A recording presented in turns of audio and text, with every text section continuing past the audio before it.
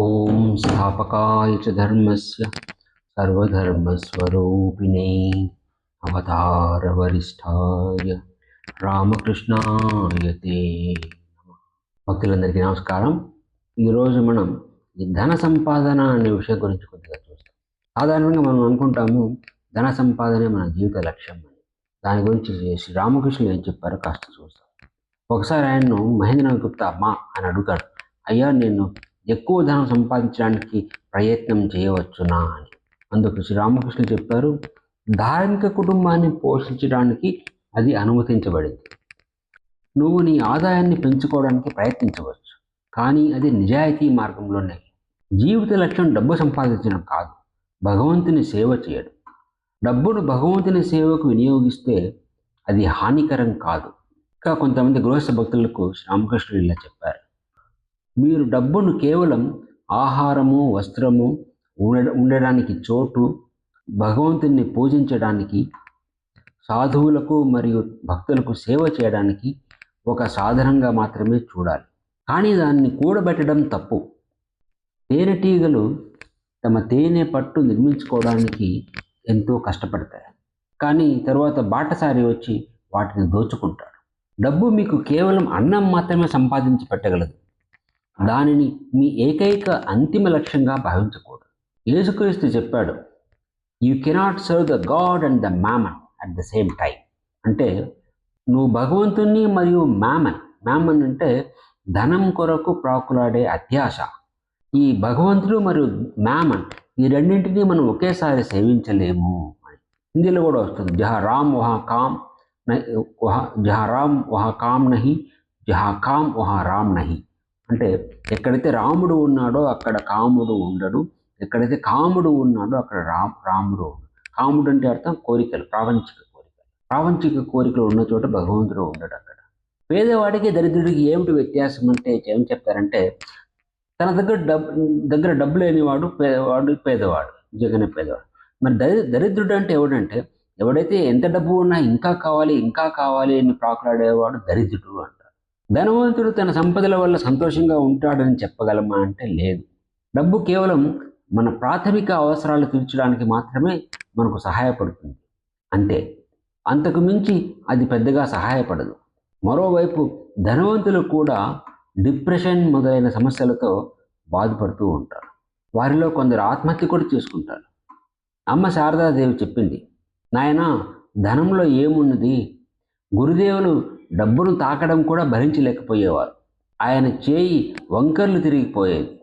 ఆయన ఇలా అన్నారు, ఈ ప్రపంచమే అవాస్తవం, ఇదిగో చూడు, ఈ ప్రపంచం నిజమని నేను నమ్మి ఉంటే నేను వెళ్ళిపోయే ముందు కామపుకురు మొత్తాన్ని నిజమైన బంగారంతో పూత పూసేవాడిని.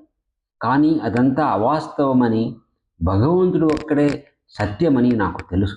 అలెగ్జాండర్ చక్రవర్తి యొక్క ఆఖరి కోరిక ఏమిటంటే ఏం చెప్తారంటే, ఆయన చెప్పాడు, నేను చనిపోయిన తర్వాత నా శవాన్ని శవపేటికలో పెట్టినప్పుడు నా చేతులు మాత్రం అలా ఒట్టి బయట ఖాళీ చేతులు మాత్రం బయట కనిపించేటట్లు పెట్టండి అని.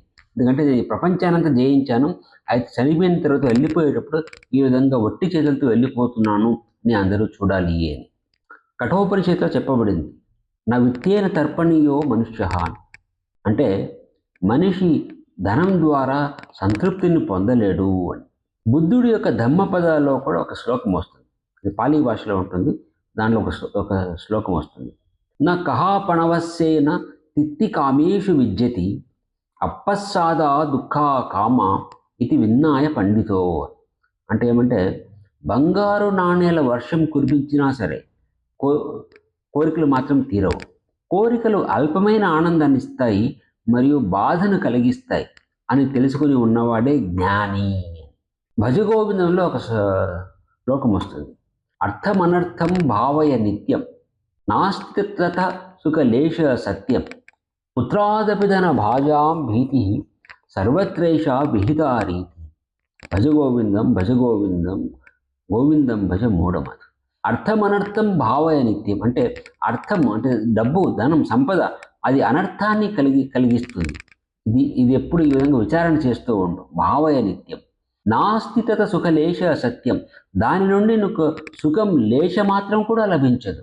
పుత్రాదపి ధన భాజాం భీతి సర్వత్రేష విహితారీతి. అంటే ధనవంతుడికి తన పుత్రుడి అంటే కూడా భయమే. సర్వత్రా ఇదే విషయం వర్తిస్తుంది. భజ గోవిందం భజ గోవిందం గోవిందం భజ మూఢమతి. నరసింహ శతకంలో ఒక మంచి పద్యం ఉంది, తెలుగు పద్యం, మంచి పద్యం. తల్లి గర్భము నుండి ధనము తేడెవ్వడు, వెళ్ళిపోయడి నాడు వెంటరాదు. లక్షాధికారైన లవణమన్నమే కాని, మెరుగు బంగారంబు మృంగబోడు. మితమార్జన చేసి విర్రవీగుటె కాని, కూడబెట్టిన సొమ్ము కుడువబోడు. పొందుగా మరుగైన భూమి లోపల బెట్టి, దాన ధర్మము లేక దాచి దాచి, తుదకు దొంగల కిత్తురో దొరల కవును. తేనె జుంటీగలియవా తిరువరులకు, భూషణ వికాస శ్రీధర్మ పురనివాస. దుష్ట సంహార నరసింహ దురితి దూరా. అంటే ఏమంటే, మనం జన్మ ఎత్తినప్పుడు ఎవరు మనం ధనం తీసుకొని రాము. అలాగే శరీరం వదిలిపోయేటప్పుడు కూడా అది మన వెంట వెళ్ళదు. ఎంత ధనం సంపాదించినా సరే మనిషి అన్నపానాలే భుజిస్తాడు, కానీ సంపాదించిన వెండి బంగారాలు ఆహారంగా తినడు. ఇంత సంపాదించాను అంత సంపాదించాను అన్న అతిశయమే కానీ సంపాదించినదంతా ఎప్పుడూ అనుభవించలేడు.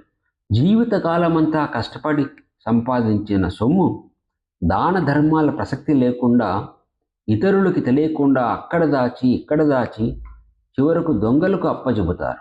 అది ఎలాంటిదంటే, తేనెటీగ పువ్వు దగ్గరకు వెళ్ళి ఎంతో కష్టపడి తేనె సంపాదిస్తుంది. ఆ తేనెను తానెప్పుడూ అనుభవించదు.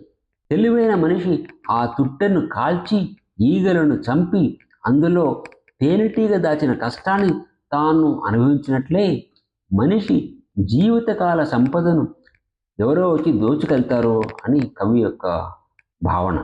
ఆ విధంగా ఉంటుంది. ఓం జననీం శారదాం దేవి రామకృష్ణం జగద్గురుం పాదపద్మే తయో శ్రిత్వా ప్రణమామి ముహుర్ముహు.